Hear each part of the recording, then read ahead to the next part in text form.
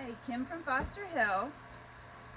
We've received a lot of questions about how we seed our tomato plants and just seeding in general. So I decided to do a little video. Carl's taking the video today and show you how we do this. The first thing I do is I take, it's almost a 4-inch pot. It's 3.75 inch square pot. But there's too much volume in here. We just have some little succulents, but I wanted to show you the pot. And then I cut the top off. Carl thinks I'm crazy, but the plants, if there's too much volume of the potting mix and on the germination mix, then it takes longer to heat up on the heat mat, and it's also more of a stretch for them to go up to the light. So I like a little shorter pot. It's not an exact science. It's really kind of a pain, and I use these clippers or scissors and cut them. So then I take an 18 count tray. I'll be right back. I have an 18 count tray. I've prepared this tray all full of the potting mix, and ready to go with that. What we use for potting mix is the Lambert germination mix. It's actually, we use potting mix, the Lambert, what is it, LMBK, once we're stepping them up to their final pot. But when we're seeding, we use this mix here, and I'm going to show you. It's very fine, and it's easier for the roots to take hold and to stretch down. So I take this, I'll put it on the bench. This is actually potting mix behind us that we'll use for the final pots. But I put it here, and then I put some water on it and get it moist, and then fill them to this level. All right. Then, it's not too technical, I use a paper plate or something because I want to have a workspace that's not on this bench in case seeds, if I accidentally spray them or they get, I wouldn't want to just take them and just put them into this pot without having something underneath controlling the environment. And then after every single variety, I take this plate, I dump it into garbage and make sure that it's clean, and then have to make sure all the seeds are off my hands because I don't want to have any crossover between varieties. So right now what we're going to do, I don't know if you want to come closer so that they could see what we're doing here. It's good? Okay. So I use all different seed companies. This one happens to be Big Mama. It's a hybrid paste tomato, and the seeds came from Burpee. The seed date, which you want to pay attention to, is 11 of 22. So I take that into consideration. Some seed packets you'll find they've already tested the germination, and you'll see the date that they did that. So if it's an 87%, I'm going to account for that and add a few more seeds. It's not precise. I don't count the seeds, but I know how many are in these packets. So these packets are packets of 50, and on my list I need 180, so I'm going to plant out 250 to take into consideration that you're not going to get 100% germination. So I decide how many. If it's less than 100, I'm going to put them in one container. But once you get over 100, I just kind of use my judgment on each variety. With 250, I'm going to split it between two, because if you have too many seeds in there, there's not enough room for the plants, and they get very stretched out and leggy once you put them on the heat mat and they start to grow. I label them. I do one of two things. Last year, I took waterproof labels and a waterproof pen, and then it was like a mailing label, and then put them on the side, and it worked well. This year we're using plastic pot sticks.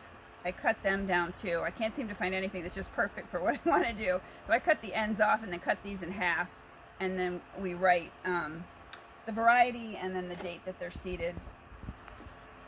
So I just take the seeds and I put them into the container. Kind of spread them out, make sure my hands are clean before I start to do this. Make sure you get every seed out. This is a hybrid. These seeds are kind of expensive, so I really want to get every seed out. I'll just do one of them so that we can move along because I want to show you how we put them on the heat mat too. So, two, and a half of this one, because the rest of it's going to go in the other one. Okay. So then what I do is just kind of spread them out a little bit so they're all have enough room. You have to be super careful about your fingers and not getting any seeds traveling with you into another variety. And I also don't want to put my hand into this vermiculite, which I'm going to top dress this with, unless I know they're perfectly clean. So I'm going to take this and I'm going to just sprinkle a little bit on the top. What this does is it holds in moisture, gives them a dark environment, and the seeding goes quicker when you have this little top dressing. So this is what we use here for the vermiculite. It's you could use any variety or any type, but that's just what we use, that big bag. All right, and I'm going to label it. And this is kind of an important thing too. You never want to cross over this tray. I'm so particular about how I do this because I want to make sure every single plant is true to type as much as we can. I wouldn't go over it. I'm going to go around and not cross over any plant while I'm doing it. I mean any other container that might have seeds in it, because you can have seeds that are on the bottom. You just don't know. You have to be very careful. So now what we're going to do is we're going to head up. I'm going to show you the heat mats and how we actually germinate them. So come on down. We just started planting for the season, so we have some things started.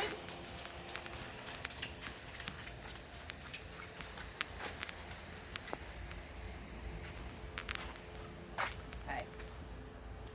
So I start with the hot peppers, and I start those second to third week. Valentine's Day is the right day for the hot peppers.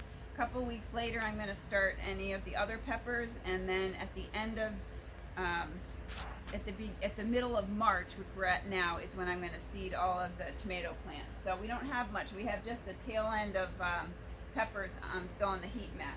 So we have a lot of heat mats, and Carl, what is this set at? Let's see. Set it a little over 80, about 85 degrees. 85. And we wet them down.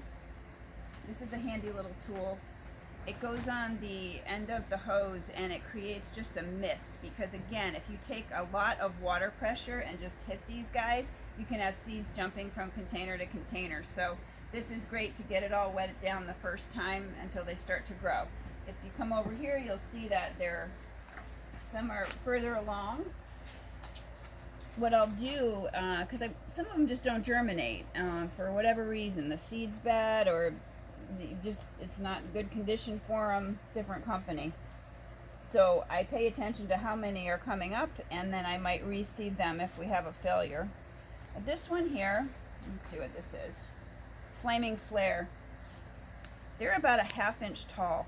I'm going to take these off the heat mat probably in another day or two, because if you leave them on the heat mat for too long, what's going to happen is they're going to stretch out and they're not going to be very rugged little plants. So during the day, we take this plastic off, but at night, we cover it. We've got heat in our greenhouse. But, Carl, what's this greenhouse running at?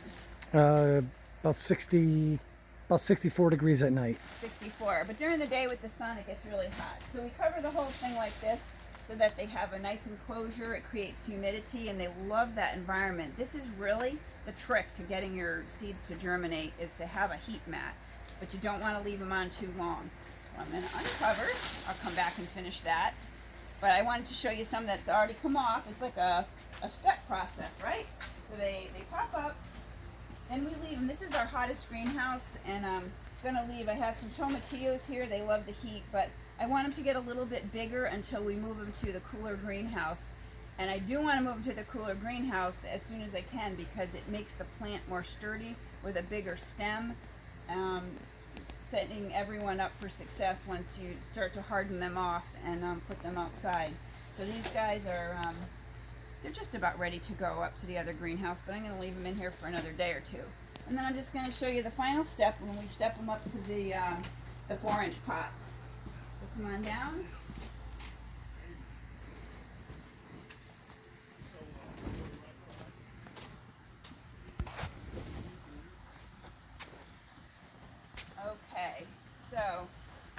So I seed the patio tomato plants along with the hot peppers because we want those to be large for May. So they also got seeded, and what we've done is stepped up these plants into the 4-inch pots earlier this week, and it's March 11th right now. So a couple days ago we set them, and the minute you put them into these 4-inch pots, they just take hold within a few days, and they've already at least doubled, if not tripled in size. So that's what we do to seed the plants. We'll see you in May.